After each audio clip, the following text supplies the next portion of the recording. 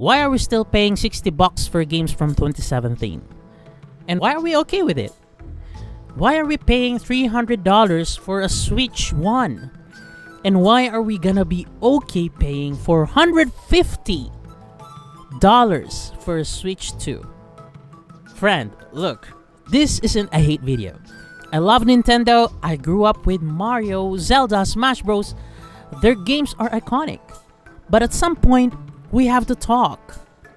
Because no other company gets away with what Nintendo does when it comes to pricing. And the longer we let it slide, the worse it gets. Not just for us, but for the industry, you know? This video isn't about bashing fans or nostalgia. It's about consumer awareness. If you've ever felt frustrated that gaming is getting more expensive, or if you just think game publishers don't really care about us, or even if you just have this question on your mind that says, why are people mad at Nintendo? This is probably the conversation we need to have. My goal here is to try my utmost best to explain and hopefully convince you all to at least be skeptic of Nintendo. So don't treat me as your enemy. I want you to treat me like your best pal. To put it simply, just treat me as one of your friends who are having concerns with the games that we're playing right now. Let's go first with the pricing problem. Let's start with the obvious. Breath of the Wild still $60. Mario Kart 8 Deluxe still $60 as well. Those games came out in 2017.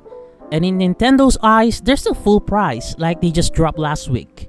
Let's go even further. Donkey Kong Tropical Freeze, a port from Wii U, launched on the Switch at $60. New Super Mario Bros. U Deluxe, same story.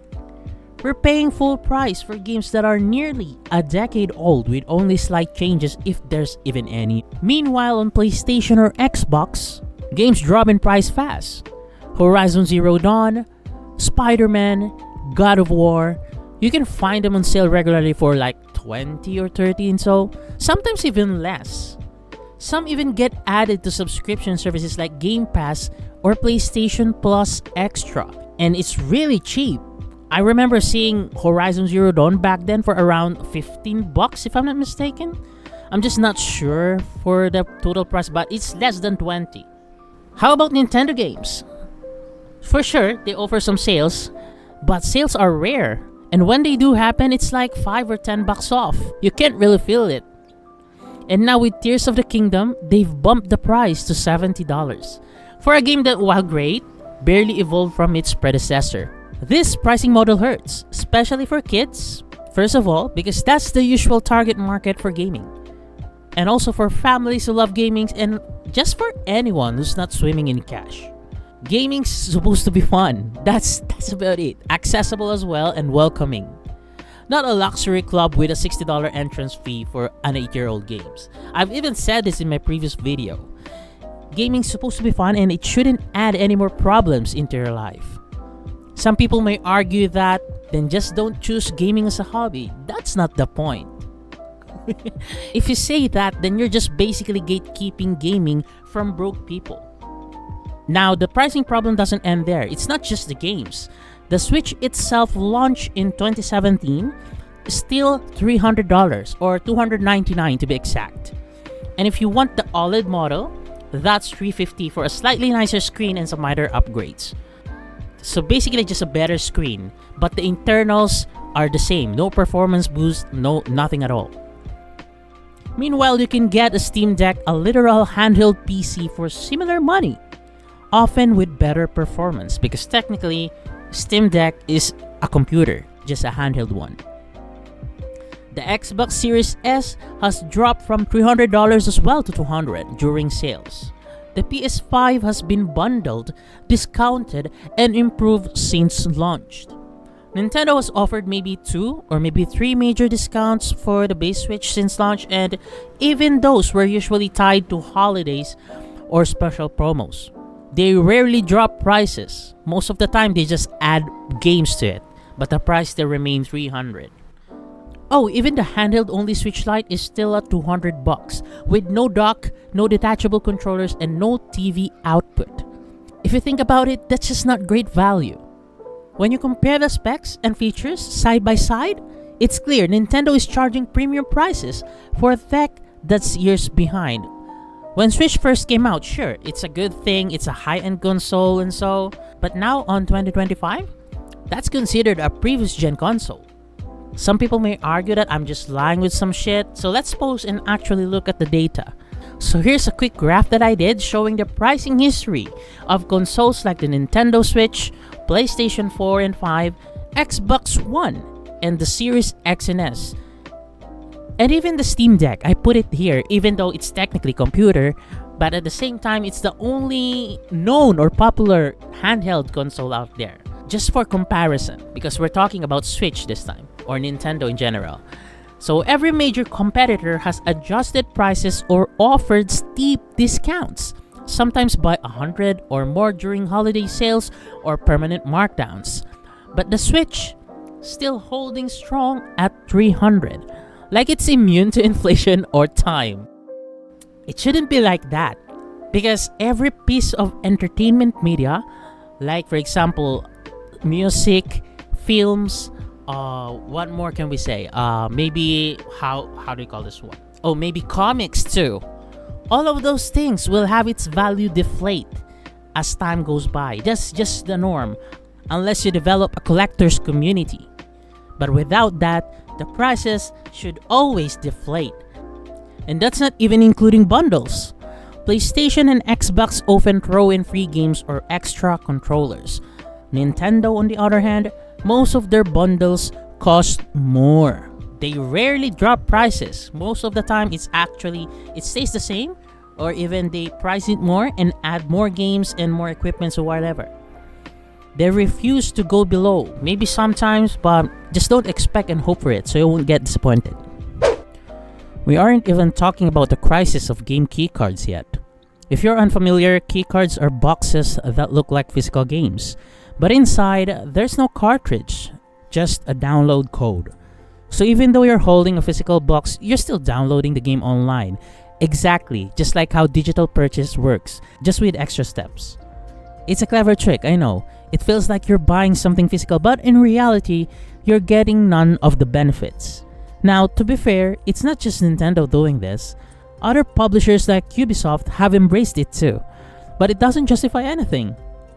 So why is this a problem? Because it saves company manufacturing cost, no cartridge, no disc, while still letting them charge full price, or sometimes even more. Some reports even suggest that Nintendo could sell keycards version of Switch 2 games for around $90 compared to the $80 digital version. That's wild. But the biggest concern is the longevity. Servers don't last forever. No individual in this whole world can maintain a server forever. It will eventually shut down. The question is when. We already see Nintendo do that. Nintendo has already shut down online services for the Wii U and the 3DS. Games like Splatoon for Wii U, even if you own a keycard, you wouldn't be able to download or play it anymore. Unless you already downloaded it before. But if you want to access it for like 50 years later, you cannot do that. And you can bet the same thing will eventually happen to the Switch ecosystem once Nintendo moves on to a newer hardware. And that's the danger. When the servers go down, your keycard becomes just a fancy useless box with a dead code. Unlike older physical games from the PS1 era, the GameCube, the Game Boy or whatever, those still work today. No downloads, no internet required, no codes, just plug and play. Gamers, more particularly the collectors, still go back to those older games all the time. I've seen a lot of collectors that are also a streamer who are collecting older games and they can still access it. They can still play it as long as the disc or the cartridge are still okay. They can plug and play the game, no problem. Because those games were built to last. Those are the real physical games. But keycards, they're a time bomb. Once the servers shut down, so does your access. Boom, it's gone. And if they're going to charge more for that, it's not just disappointing, it's actually exploitative. It's just greed. And the question still lingers, just like with the Ubisoft ones. If you buy these so-called quote-unquote physical games, which are keycards, do we even own our games? Once the server shut down, you pay $80. If I pay $80 or $90 for something, I expect it to be mine forever. until I break it or something. Maybe I corrupt the game data or I break the disc or cartridge, and that's on me. It's okay because that fault would be on me. I can't blame Nintendo or Ubisoft for that. But if for some reason the server shut down and I can't access my game that I paid for, almost $100, how is that justifiable? Now let's go to the important question here. How does Nintendo keep getting away with this? It's simple. Because we accept it. So why do we let this slide in the first place? There's multiple reasons actually, but to me personally, a big part of it is nostalgia. Nintendo games are comforting. They're part of our childhoods, and because there's no competition, you can't play Mario or Zelda anywhere else. Nintendo knows they've got us. There's also no other handheld dedicated console out there since PSP was long gone. Some may ask, what about Steam Deck? To me personally, it's more like a handheld computer than a dedicated console, which also adds to the reason why fans accepted Switch, because consoles right now have lots of exclusive access to bigger titles, such as Sony and Nintendo, meaning they're always the first one to have access to these games than PCs. And it's also low-key, emotional attachment. Nintendo games make us feel good, and we gotta admit the consoles and the games that they are producing are actually high quality. But then again, we can't let our love blind us to the fact that we're being overcharged here. And to top it off, we've kind of accepted this idea of a Nintendo tax or something like that. Like, people will go and say, yeah, it's overpriced, but hey, it's Nintendo, it's probably worth it. But that mindset is dangerous, my friend. It gives them a pass. It tells them it's okay to do less and still get more. And that will definitely affect the whole gaming industry. Here's the thing, my friends, that I want you to know. This isn't just about Nintendo. This is about the message we're sending to the entire industry. When we keep paying full price for 7 to a decade-year-old games, when we celebrate hardware that's outdated but still expensive, we're just telling publishers, hey, you don't have to try that hard. We'll buy it anyway. And the other companies, they're watching. You think Sony didn't notice that Tears of the Kingdom sold 10 million copies in its first 3 days at $70 a pop? You think they didn't take notes when Mario Kart 8 Deluxe hit 60 million units at full price? That's how you end up with $70 games becoming the norm, or maybe $80. That's how we got here in the first place. It sets a dangerous precedent. Games stay expensive forever, sales are minimal, remakes and ports get priced like brand new experiences. And because of that, innovation becomes optional and not necessary. And here's the irony. Companies love to cut corners when they know fans will carry them across the finish line anyway. This is not even exclusive to the gaming industry. It's not rocket science. Every company loves to do this. Gain as much money as possible with very little effort. That's why we're seeing more deluxe editions, battle passes, and even more microtransactions. The industry is built on finding the maximum price that people are still willing to pay, and then pushing it just a little more. If Nintendo can get away with reselling Wii U ports at full price and still break records, why wouldn't others follow suit? Think about it. Imagine this future. A world where no major publisher discounts their games. Where nostalgia is a business model, not a feeling. Where value is determined by brand, not quality. We're already seeing signs of this. Ubisoft releasing $70 games that feel unfinished. Square Enix re-releasing classics at full price. Even Sony charging $50 for a remastered remaster. Speaking of remaster, just look at this. They're going for the $100 pricing with this new set deal of their so-called complete, remember that word, remasters without the part 3 of the game yet. The part 3 is confirmed, it's gonna happen, but it's still in development. And now they're calling this a complete set? Come on, man. People may say that this is just some kind of what if, or maybe I'm just taking everything out of proportion. No, this is not the same dystopian what if. That's where we're headed if we don't start demanding better. You can even see the signs now. The games industry is at a crossroad right now, and this is why we need to make what is arguably the most important decision we will make as a gamer. Games are more expensive to make. Yes, that is true. But also, more profitable now than ever. We should be seeing more value for our money, not less. But instead, we're watching billion-dollar companies tighten the screws because they know we'll smile through it. And it all starts with how we treat companies like Nintendo. Because if they don't have to evolve, why should anyone else? And just look at what's coming next. Nintendo already confirmed that the Switch 2 is on the horizon. And based on what we're seeing, it's going to be more expensive with a potential launch price of $450. That's a big jump for a company that hasn't significantly upgraded its hardware in 7 years.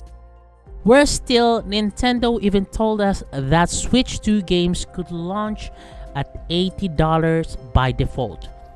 Digital only. Let's go even further.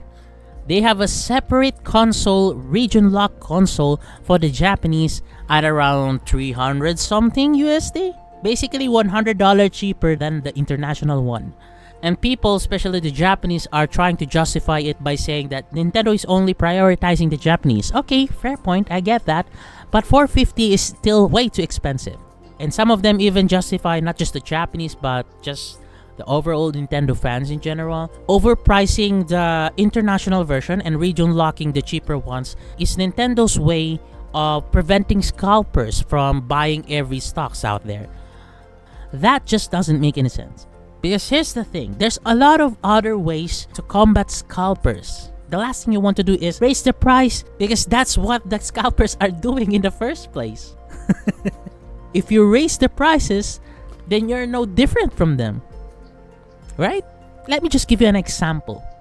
In my country, when an international artist, maybe let's say Michael Jackson, if he's still alive, or let's just say Taylor Swift, because she's still famous right now. So let's just say she's gonna go to my country and hold a concert here.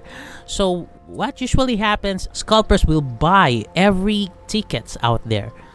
So to prevent that, the ticketing offices here would actually require every individual to present one ID. So you can only buy one ticket per ID. And it's working fine. It's working perfectly fine. You don't need to raise prices. That's just absurd. Because if you raise prices, you are punishing your foreign loyal customers for things that they didn't do. And to top it off, it was also announced that Switch 2 games could launch at $80 by default. Digital only again. If people accept this again without question, then this becomes the new baseline, the new benchmark of pricing. Not just for Nintendo, but for everyone else. The Nintendo tax isn't going away, it's growing actually, and it could redefine what all of us pay for games moving forward. In simple terms, it will blow everything game related out of proportion. So I'm not gonna be a know-it-all and tell Nintendo what they need to do because I'm pretty sure they're smarter than me. What we need right now is just for them to listen to us. And what I need from you guys is to keep demanding what you think you deserve. So instead of telling Nintendo what they need to do, let's just focus first on our own perspective, okay? So my friends, I want you to imagine this. Nintendo games that drop to $40 after a year. Affordable bundles that make it easier for families to dive in.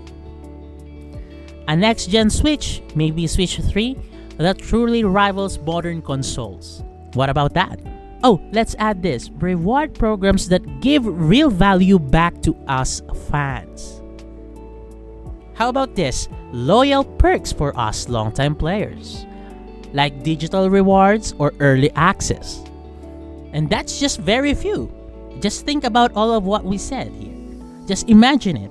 It's not that much. They could do it easily, without a doubt. They have the money to do it. They are literally in the top 10 leading company in Japan as per market cap. They also have the talent. They're Japanese people, come on. They're one of the leading country in terms of technology. And most importantly, they already have an established fan base that can easily support all of these changes that we just imagine. All they need now is the will, the passion and the will to do it for their customers, for their people. Now imagine all of it again. Wouldn't that be the Nintendo we all want to support? Again, this isn't a hate video. I love Nintendo, more specifically the games that they make, especially Zelda's ones and even Mario ones. Heck, I discovered gaming because of Super Mario. But loving Nintendo doesn't mean blind loyalty. We don't blindly follow them. If anything, real fans should want better because we know what this company is capable of. And we want them to earn our money, not just expect it.